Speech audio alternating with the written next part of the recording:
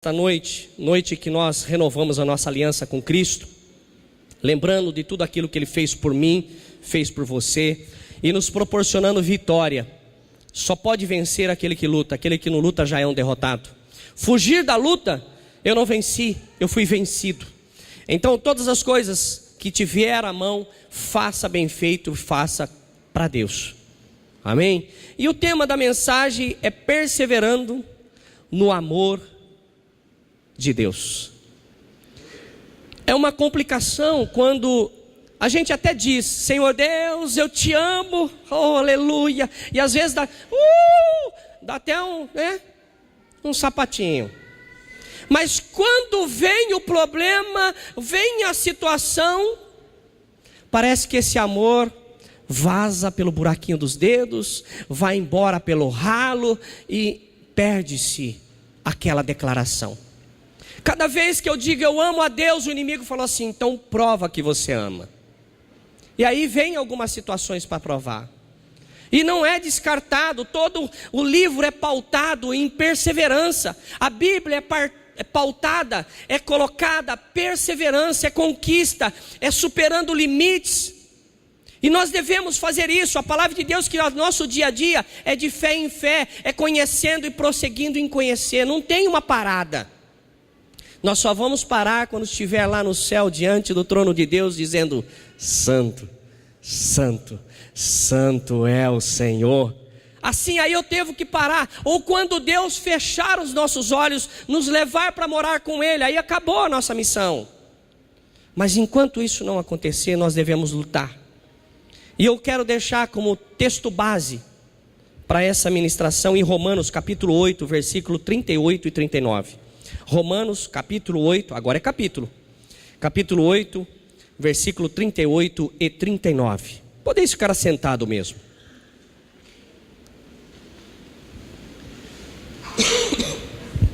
Aleluias. Romanos capítulo 8, versículo 38 e 39. A Bíblia que eu estou utilizando é a Revista e Atualizada. Olha o que diz aí a palavra do Senhor.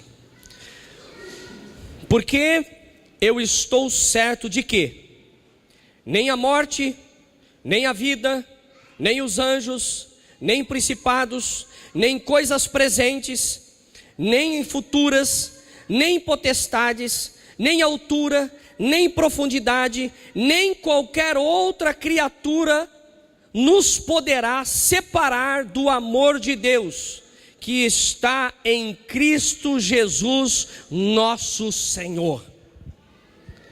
A palavra aqui por si, ela já dá o resumo de tudo que vai ser ministrado.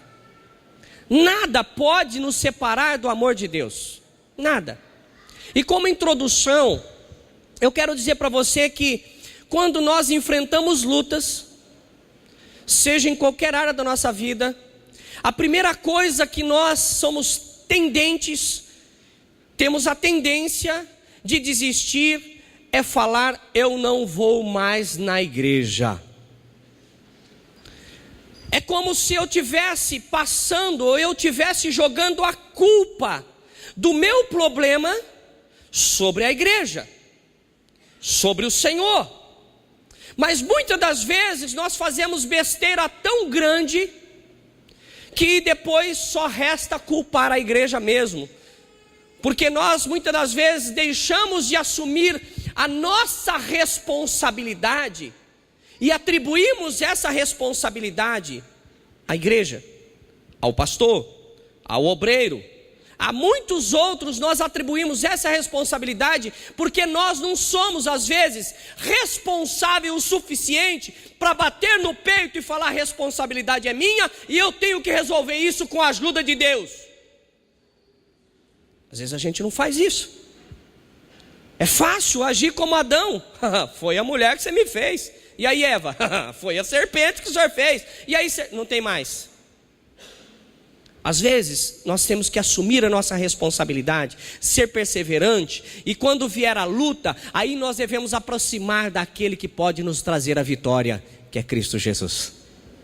Mas o inimigo, ele sabe que se ele colocar qualquer coisa no nosso coração, a primeira coisa que vai tirar o gosto, o desejo, é da palavra de Deus, da presença de Deus, da oração. E tem pessoas que vêm anos e anos e anos na igreja e entram numa situação, porque todo mundo está sujeito, ninguém está ali livre de ter luta, de ter problema. Elias orou para parar de chover, depois ele mesmo passou necessidade, secou o rio. Ele viveu a situação, ele viveu naquela época, naquele tempo que ele mesmo profetizou. Então às vezes Deus está tratando com alguém e esse sistema nos alcança, e em vez de nós sermos perseverantes, lutar, nós desistimos. Então quero deixar isso com introdução, de nós assumirmos a nossa responsabilidade que nos cabe. Assumir o possível. O possível é para mim e para você. O impossível é para Deus. O possível é eu fazer um currículo, por exemplo, e lá bater em cada porta de empresa e falar assim: eu quero trabalhar, me dá uma oportunidade que eu vou mostrar para você quem sou eu. Eu quero... O cara falou: vou dar uma oportunidade para esse cara. E aí entra lá e trabalha, demonstrando como Cristo trabalha, verdadeiro. Trabalha ali, sem sabe, fazer corpo mole. O patrão pergunta para ele: você tem mais alguém para indicar que é do seu naipe? Mas o que acontece às vezes? O cristão, ele deposita tanta confiança em Deus que deixa de fazer a sua parte. Aí fica em casa assistindo farsão, fanástico. Fica assistindo aquele jornal que sai sangue. E fala: minha vida está uma droga. Claro que está, meu irmão. Tira esse traseiro daí, vai entregar um currículo, vai fazer alguma coisa, vai bater numa porta. Fica aí engordando os glúteos. Vai atrás, bate. A palavra de Deus diz assim: aquele que busca, acha. Aquele que procura, encontra. Aí o cara falou: essa palavra não é para mim não, essa palavra é para o irmão. Vai ter problema sim. Aí depois vai culpar a igreja, vai culpar o pastor, vai culpar todo mundo. Mas tem uma pessoa que você precisa ter uma conversa séria com ela. Vai no banheiro, fecha a porta, olha para o espelho e fala para ela assim: você precisa ter vergonha na sua cara. Você precisa arrumar um emprego, rapaz. A mulher: você precisa arrumar um emprego, mulher, moça.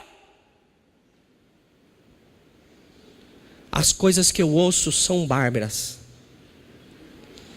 Eu não consigo. Está parecendo aquilo: minha mãe não deixa. Vai fazer alguma coisa, gente. Daniel, ele teve problemas na vida dele, mas nem por isso ele deixou de acreditar em Deus. Daniel, no capítulo 6, versículo 16, fala que ele foi levado e foi colocado na cova dos leões.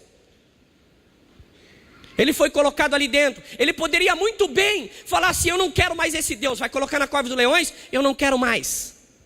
Eu não vou. Talvez Daniel, existe muitos Daniéis aqui, mas quando chega no problema da luta, essa pessoa não foi levantado para ser um Daniel. Foi se levantado somente para serviços fáceis. Serviços crente para serviços leves. Não tem, meu irmão.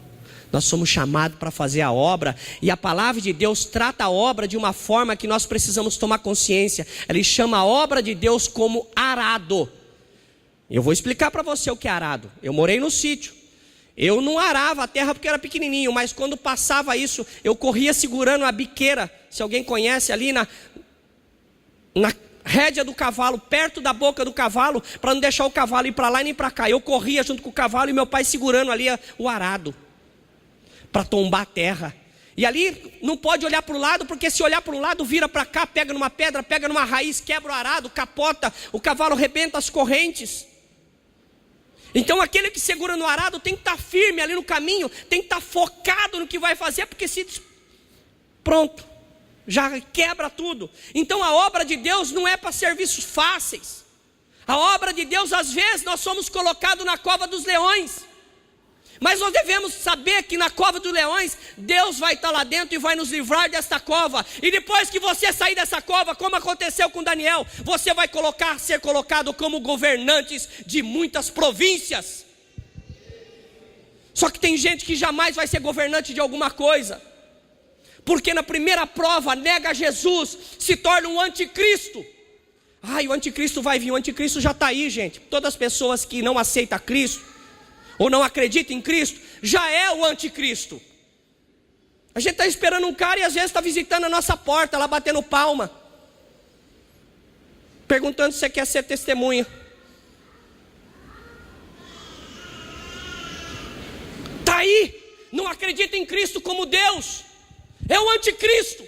E nós devemos depositar a nossa confiança no Senhor. Se é no dia de hoje, vamos fazer uma colocaçãozinha, como diz o meu irmãozinho ali. Você é o Daniel. Você ora 3 vezes por dia na sua casa, mas de repente alguém vai te buscar para colocar na cova dos leões. Leões famintos, hein? Que a gente sabe que depois os caras que entregou ele foi jogado e não chegou nem no fundo, os leões quebrou todos os ossos. Está na palavra. Você é Daniel hoje, e você tem uma lutinha dentro da cova dos leões. Ou você nega Jesus, ou eu te jogo dentro da cova dos leões. Se fosse hoje, ou você nega Jesus, eu vou jogar você num quarto cheio de barata.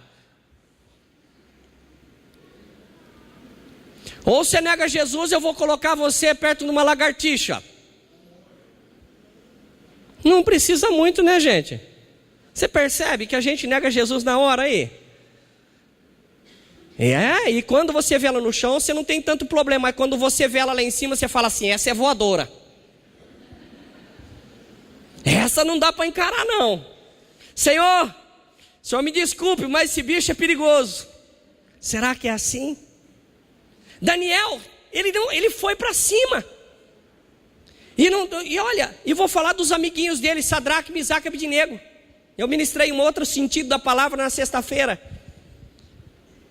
Eles tinham toda a oportunidade de falar assim: olha, eu não quero mais seguir esse Senhor. Quando foi tocada a corneta, a trombeta, o sino, que eles tinham que se ajoelhar diante da estátua do rei, e eles não ajoelharam, chamaram ele e falaram assim: ou você ajoelha, ou a gente vai se jogar na fornalha. E para deixar um pouquinho mais a coisa difícil, ele falou assim: olha, pessoal, aquece a fornalha mais 7 vezes lá, multiplica por 7 lá a temperatura. Já vou começar aqui ameaçando esses crentinhos aqui, ó.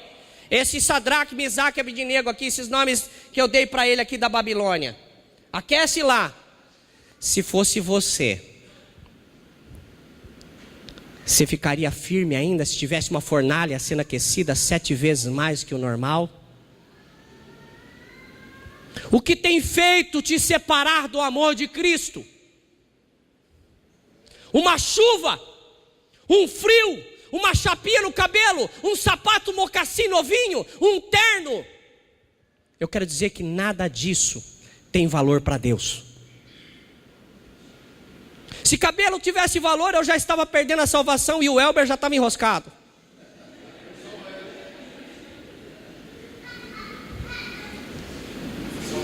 Você entende? Então às vezes, meu irmão, tão poucas coisas que têm nos separado, nos afastado de Deus. Sadraque, Misaque e Abednego, quando olhou com a fornalha, falou assim: pode aquecer isso aí, filho. Só 7. Põe lenha. Foram jogados lá dentro. A única coisa que queimou nele foi aquilo que os prendia, era a corda. E aqueles que o jogaram morreram na porta. Nada separou eles do amor de Cristo.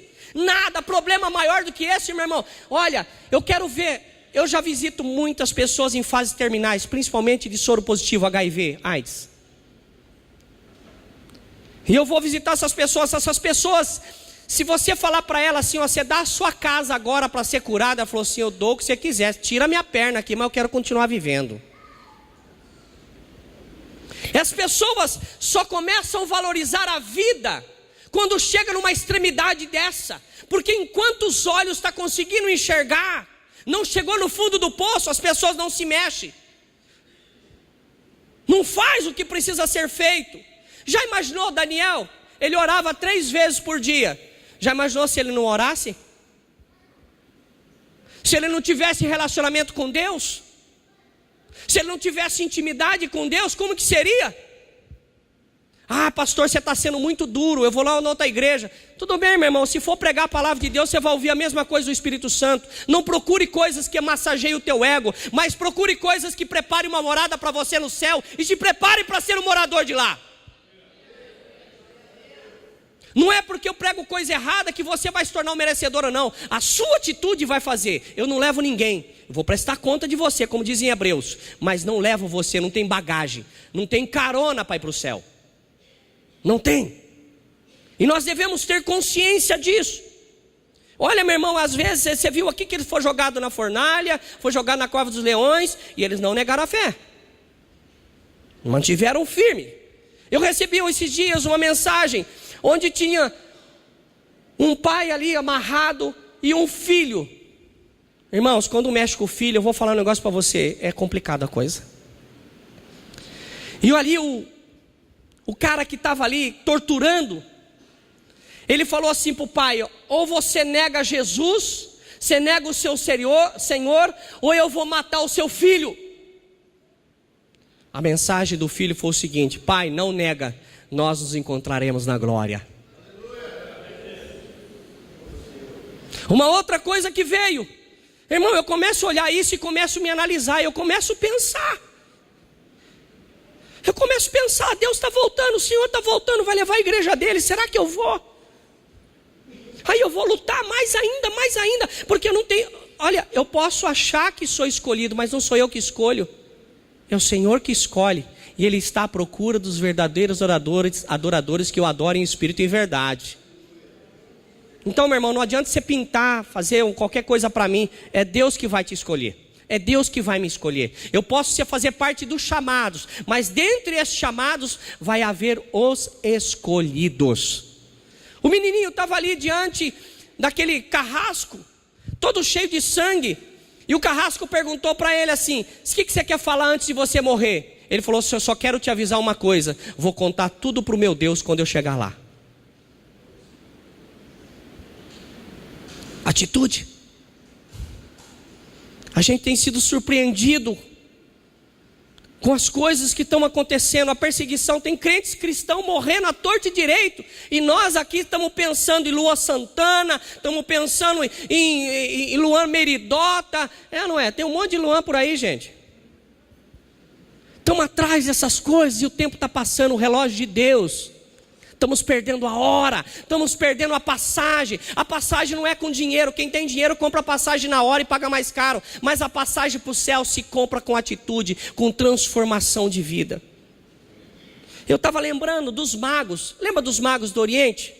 Eles andaram cerca de 1.600 quilômetros em média, só para adorar Jesus.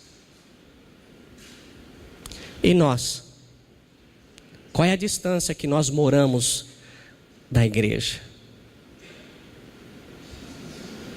Um dia chegaram para mim e falaram assim: pastor, eu não vim ontem porque eu estava cansado. Eu falei: meu irmão, você já leu o que está escrito em Mateus 11, 28? Vamos ler. Vinde a mim todos que estáis cansados. Eu falei: esse aqui era para você só esse. As pessoas usam cada desculpa esfarrapada que eu tenho, até eu nem pergunto por que você não veio mais. Porque as desculpas, meu irmão,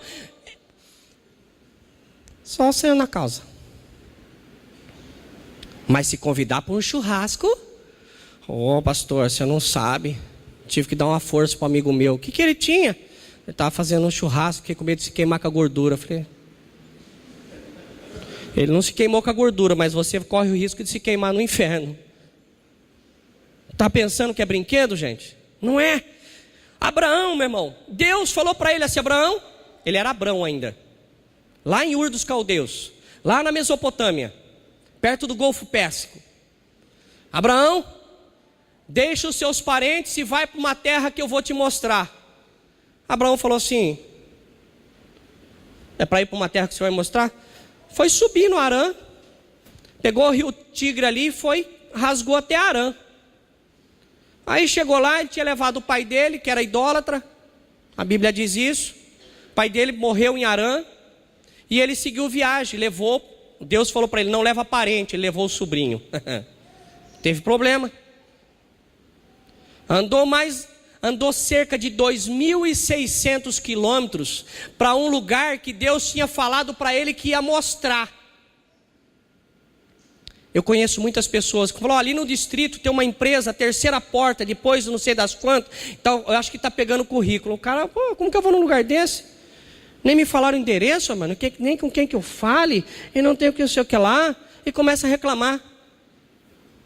Abraão saiu de um lugar para ir para um outro que nem ele sabia, mas ele sabia que quem estava dirigindo a vida dele era Deus. E eu pergunto, quem é que está na direção da tua vida? Quem é que está dirigindo a tua vida? Você dirige o teu automóvel, você para no semáforo se quiser, você quer pular dentro do rio, você pula, é você que está no controle. Mas quando eu entrego a minha vida para o Senhor, é o Senhor que controla, é o Senhor que dirige. E eu pergunto, quem está dirigindo a tua vida? É você mesmo? É o seu colega com as modas? É o teu vizinho com os putz dele? O que é que está dirigindo a tua vida? Quem é que está no controle da tua vida? Abraão, ele foi andando. E sabia que quem estava dirigindo a vida dele era o Senhor.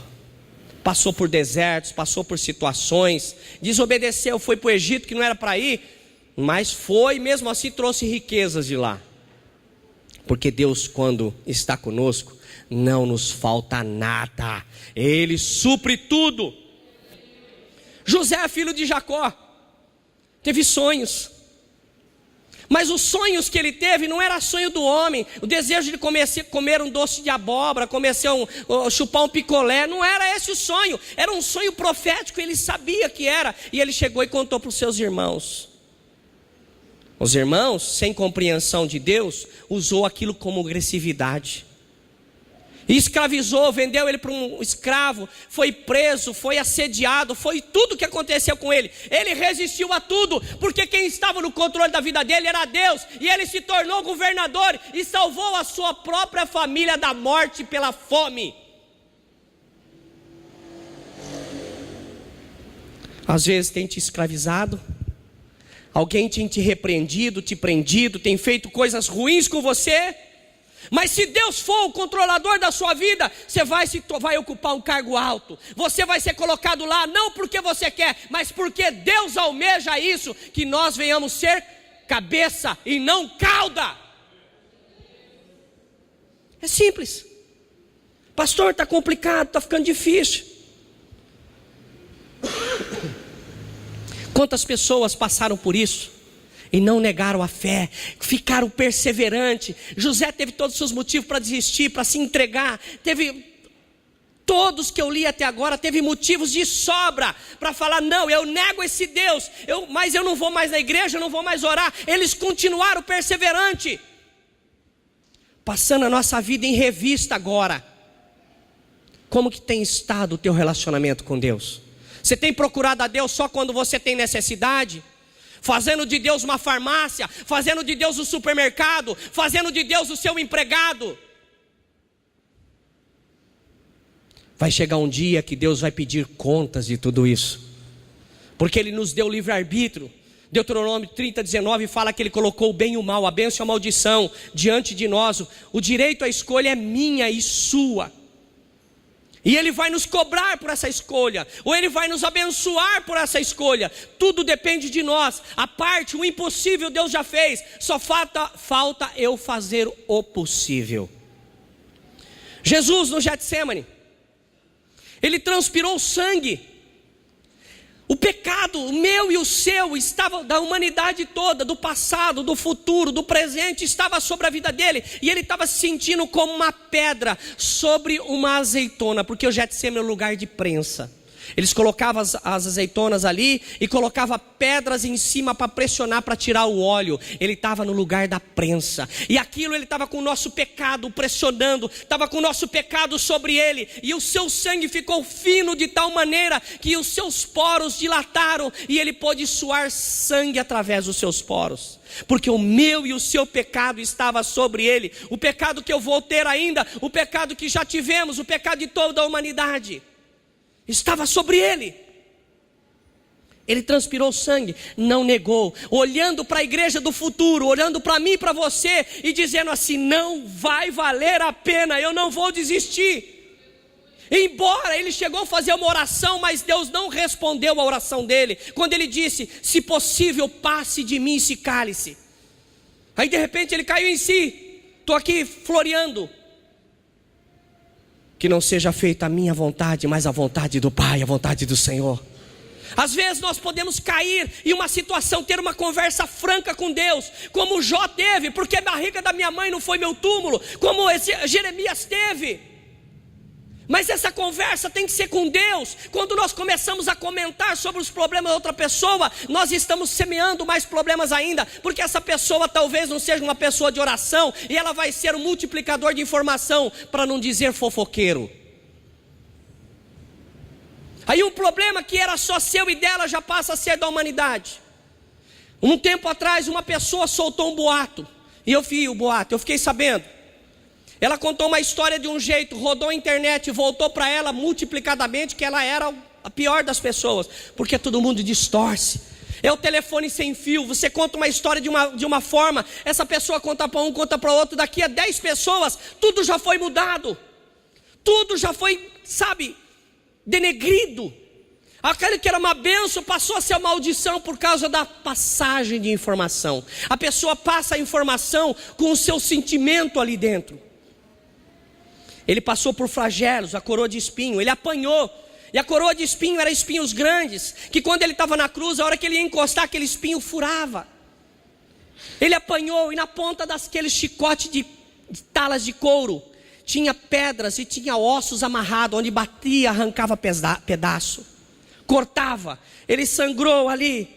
Na caminhada para o Calvário, ele teve que carregar ali a cruz. E arrastando os seus pés, ele não aguentou, caiu. E teve a ajuda de um camponês, alguém que estava vindo do trabalho, para ajudar a carregar a cruz. E aí depois disso, ele foi levado para a crucificação. E ele foi colocado ali. Eu fico imaginando, meu irmão, a raiva das pessoas que estavam fazendo o trabalho, o que ele sentiu por Jesus. Imagine a cena. Jesus abriu a mão assim. Você acha que a pessoa falou assim: ô Jesus, você dá licença? Dá uma licencinha para mim, eu vou pôr um preguinho aqui na sua mão, viu? Tá, você me dá licença. Vou fazer devagarzinho para nem doer. Você acha que foi assim? Eu acredito que no ódio ali, a martelada errava. Você já levou martelada no dedo? Eu já vi muita gente com unha preta. Isso aí, se não foi martelada, foi tropeção. Dói, né, gente? O pessoal não teve dó lá. E foi furada a mão dele, que depois em João 1, 45, 44, fala que Jesus teve que mostrar a sua mão com furo. Foi colocado nos seus pés. Meu irmão, nós temos que tomar consciência disso que Jesus fez por nós. Ele fez isso. E ele não ficou na cruz 1 minuto. Ele não ficou na cruz 1 hora. Ele ficou horas pendurado no prego. Aquilo que ele tinha apanhado, aqueles furos, encostava na madeira, que não era uma madeira lisinha, talvez fosse áspera. Seu sangue sendo derramado. As pessoas caçoando dele: ei, desce daí, você não é o Senhor. Sem contar que tiraram a roupa dele, dividiram como sorte. O que nós temos feito com esse Jesus? O que esse Jesus tem sido para você? O que esse Jesus tem sido para nós? Como que nós temos olhado para esse Jesus? Um Jesus de prosperidade que te traz riqueza? Um Jesus que só traz tranquilidade nesta terra? A palavra de Deus nos diz que a gente pensar ser somente rico, alguma coisa nesta terra, nós somos os mais miseráveis das pessoas. Você é um miserável que só pensa em realização aqui? Ou você é uma pessoa abastada que pensa também em ter os seus desejos lá? Meu irmão, não é pecado ser rico. Não. Se você acha que é, transfere, eu passo minha conta para você. Não é pecado ser rico. O pecado é você colocar a sua dependência, a sua confiança no dinheiro. achando que aquilo é a sua salvação. Você pode, meu irmão, você pode viajar, você pode o que você quer, você pode comer o do melhor, você pode fazer, se Deus te deu, faz, tem ir. Ah, pastor, não gosto de ir sozinho. Estou aqui, gente, conta comigo. Eu acredito que se você quiser levar, vai a igreja toda. Mas não torne as riquezas o seu Deus. Existia uma frase aí que existia um homem tão pobre, mas tão pobre, que ele só tinha dinheiro. Se dinheiro salvasse, quantas pessoas ricas, né, que tinha tanto dinheiro morreram? Porque dinheiro é só aqui, não é lá.